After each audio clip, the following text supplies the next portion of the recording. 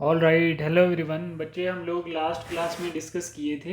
Holidays से पहले हम लोग जो डिस्कस कर रहे थे, हमने पढ़ा था माइक्रोब्स इन सीवेज ट्रीटमेंट्स। मैंने आप लोगों को प्राइमरी ट्रीटमेंट्स और सेकेंडरी ट्रीटमेंट्स बहुत अच्छे से समझाया था, है ना, क्लास में।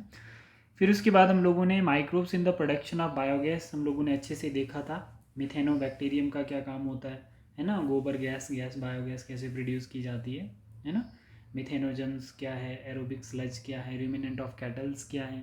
लास्ट में इन चीज़ों पे भी ज़्यादा ध्यान देना बच्चे। कभी कभी आपको ये बेसिक क्वेश्चन पूछे जाते हैं। इंडियन एग्रीकल्चर रिसर्च इंस्टीट्यूट की फुल फॉर्म, ठीक है, और khadi and village industry commission जो है, इसकी फुल फॉर्म भी पूछी जाती है, ठीक है।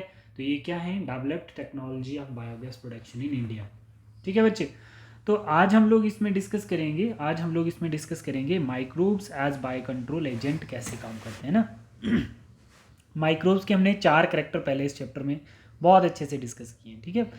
तो आज हम देखते हैं microbes as a bio control agents.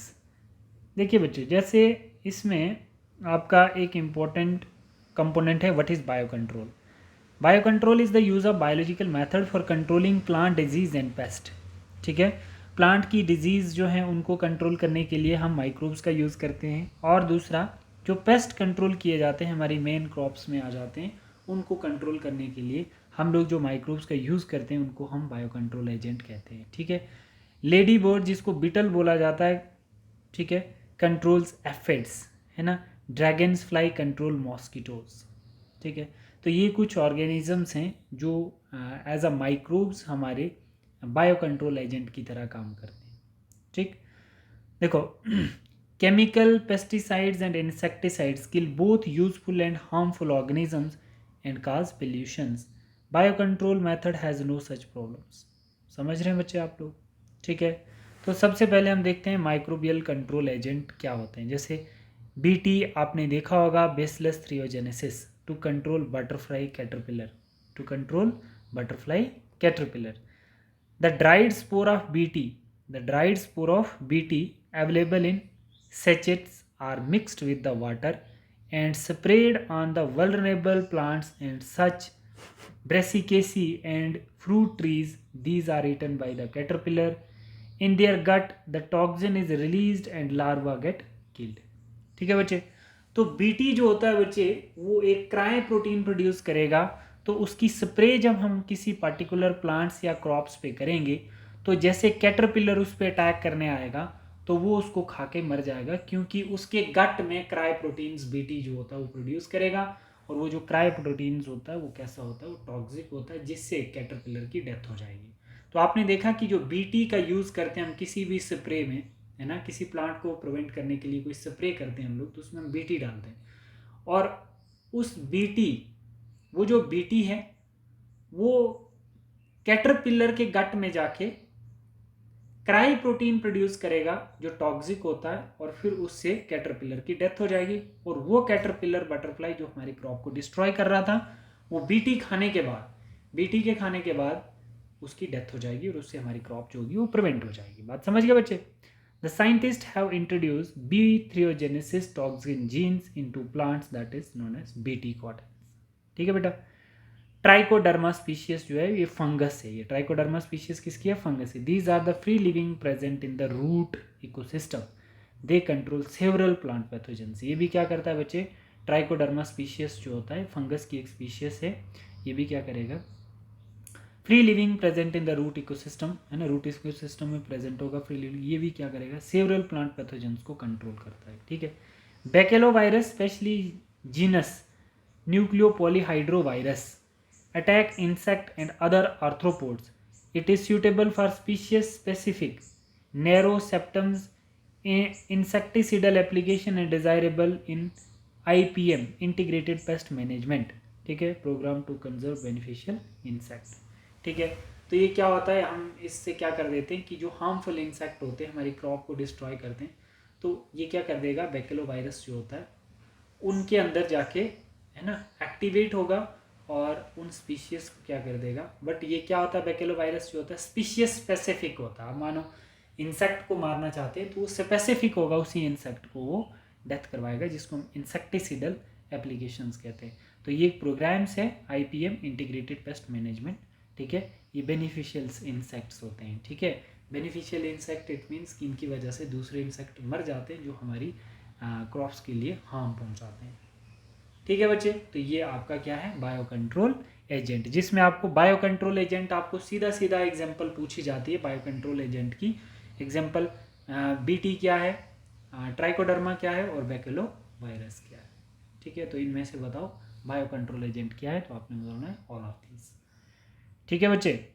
अब लास्ट आपका रहता है microbes as bio fertilizer. Microbes का बायो फर्टिलाइजर में क्या रोल होता है, देखो बच्चे बायो फर्टिलाइजर क्या होता है, जैसे bio fertilizer are organisms that enrich nutrient quality of the soils bacteria fungi and cyanobacteria. ये क्या होते हैं बच्चे, ये माइक्रोब्स हमें बायो फर्टिलाइजर की तरह हेल्प करते हैं, ठीक है। फर्टिलाइजर जो होती है हमारी क्रॉप को इंक्रीज करती है और हमारी क्रॉप की यील्ड को इंक्रीज करती है, और इन इम्पोर्टेंट बैक्टीरिया फंजाई साइनोबैक्टीरिया का सॉइल में सबसे इंपॉर्टेंट रोल होता है जो एज अ फर्टिलाइजर काम करते हैं हमारे किसी भी क्रॉप यील्ड के लिए। Rhizobium bacteria which is a symbiotic bacteria in root nodules of leguminous plants fix atmospheric nitrogens. तो एटमॉस्फेरिक नाइट्रोजन फिक्स करने से हमारे प्लांट्स के अंदर सेल्स डीएनए आरएनए डीएनए बनता है, ठीक है, न्यूक्लिक एसिड बनता है। तो कितना इंपॉर्टेंट है, ठीक है बच्चे। Rhizobium free living bacteria in the soil that is azospirillums and azotobacter enrich the nitrogen content of the soils, ठीक। एंड माइकोरिजा का क्या काम है, symbiotic association of fungi that is genus of glomus with plants. The fungus get food from plants. The fungal symbiote perform the followings. देखो कैसे, जो fungus होता है क्या करेगा, absorb phosphorus from the soils and passes into the plants, give resistance to the root borne pathogens and tolerance to the salinity and droughts, ठीक है बच्चे। माइकोरिजल एसोसिएशंस का मतलब होता है कि जैसे फंगस है ना, फंगस का एसोसिएशन किसके साथ होगा, फंगस का एसोसिएशन किसी प्लांट के साथ होगा जिसको माइकोरिजल, जैसे पाइनस रूट के साथ फंगस होता है उसको माइकोरिजल एसोसिएशन कहते हैं। तो माइकोरिजल एसोसिएशन में क्या होती है कि जो फंगस होती है वो वाटर एब्जॉर्ब करती है किसी ड्रॉट कंडीशन में या हाई साल्टी कंडीशंस में, तो प्लांट को रेजिस्टिविटी प्रोवाइड करती है, वहाँ से फंगस वाटर एब्जॉर्ब करेगी, ठीक है ना। Absorb phosphorus from the soils, passes it into the plants, give resistance to root borne pathogens, है ना। फास्फोरस को एब्जॉर्ब करेगा फंगस और वो क्या करेगा, पैथोजेंस को, रूट बॉर्न पैथोजेंस को क्या करेगा, डेथ करवाएगा, और ये प्लांट जो है और सेलिनिटी हाई साल्ट और ड्रॉट कंडीशंस में भी इसको स्ट्रेंथ प्रोवाइड करेगा ग्रो करने के लिए, उसको माइकोरिजल एसोसिएशंस कहते हैं। जैसे पाइनस प्लांट और फंगस की बेस्ट एग्जांपल है माइकोरिजा की। Give overall increase in plant growth and development, इससे क्या होता है, माइकोरिजल एसोसिएशन से ओवरऑल प्लांट की ग्रोथ होती है और डेवलपमेंट होती है। साइनोबैक्टीरिया को ब्लू ग्रीन अलगा भी बोला जाता है। ऑटोट्रोपिक, देखो autotrophic microbes they fix atmospheric nitrogen that is anabaena in nostoc. Oscillatoria in paddy field, cyanobacteria serve as an important biofertilizer, ठीक है। It also add organic matter to the soils and increase its soil fertility, ठीक है बच्चे।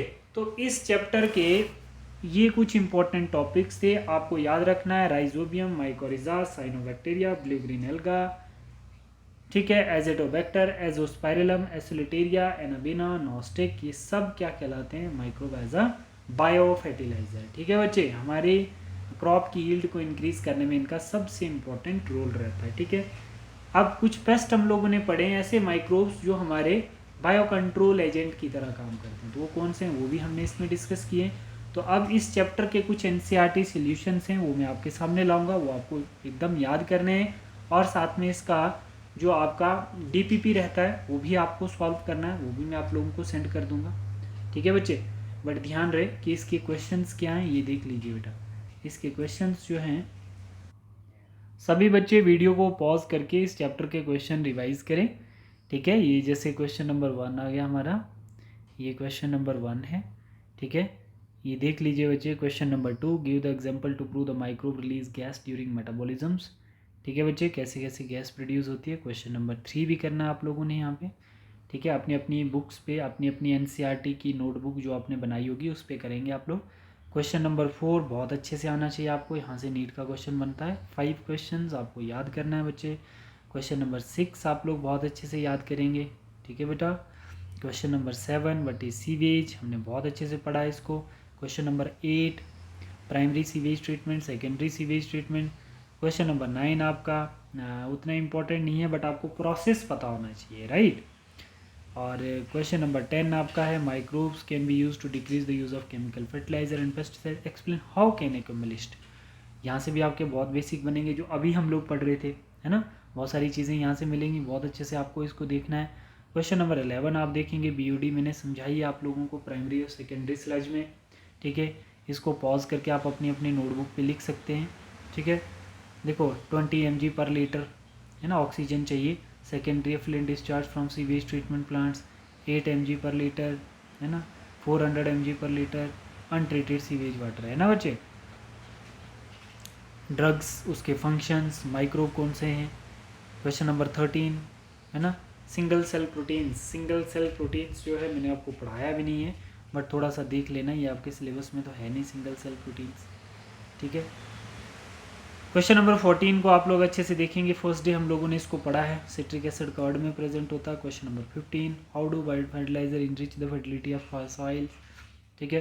तो ये question 15 आपके इस chapter के हैं, आपकी नोटबुक पे होने चाहिए, आपको लाइन टू लाइन याद भी होने चाहिए, ठीक है बच्चे। तो ये आपके जो हार्ड कॉपी जब आपको मिलेगी तो सारे क्वेश्चन उस पर दिए होते हैं बट आपकी नोटबुक पे भी होने चाहिए, एटलीस्ट आपको थोड़ा सा राइटिंग स्किल एनहांस हो जाए और आप लोग एग्ज़ाम में टाइम से उसको कंप्लीट कर पाओ, ठीक है बच्चे। तो इसी के साथ मैं आपको इसकी डीपीपी दे देता हूँ, आप लोग स्क्रीनशॉट ले लेके उसको सॉल्व करने की कोशिश करें, ठीक है। देखिए बच्चे इसकी डीपीपी मैं आपको बता देता हूँ बच्चे, यहाँ पे ये इस चैप्टर की डीपीपी है ना, 1 मिनट्स में आपको सॉल्व करने आने चाहिए, ठीक है। ये क्वेश्चंस आप लोग बहुत अच्छे से पॉज करके आगे जाके एकदम से आंसर देख के नहीं करने हैं, ठीक है। नंबर ऑफ 5 क्वेश्चन इस पे आ जाते हैं और हर एक क्वेश्चन हम लोगों ने किए हैं, ठीक है बेटा। सभी क्वेश्चंस आपके सॉल्व होने चाहिए, ठीक है।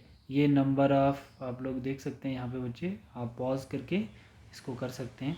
तो इस स्लाइड पे 20 तक हो गए, देख लेना बच्चे, ठीक है।